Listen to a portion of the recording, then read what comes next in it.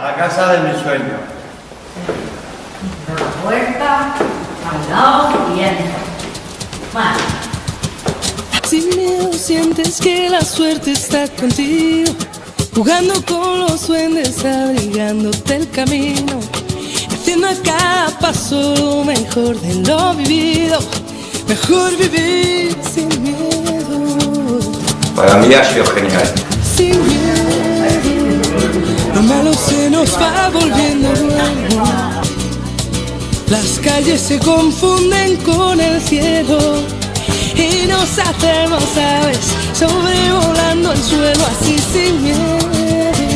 Ha sido una experiencia muy positiva. Vuelco el cielo. No hay sueños imposibles ni tan lejos.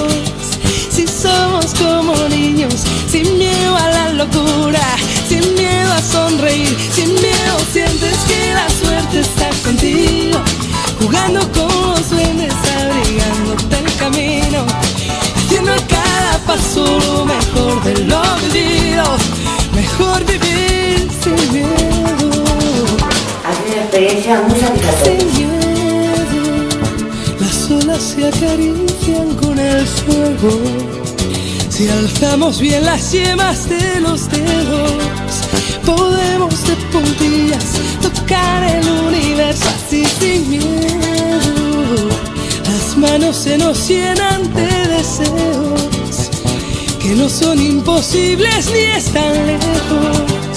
Si somos como niños, sin miedo a la ternura, sin miedo a ser feliz, sin miedo sientes que la suerte está contigo, jugando con los duendes, abrigándote el camino, haciendo a cada paso lo mejor de lo vivido. Mejor vivir sin miedo, lo malo se nos va volviendo bueno.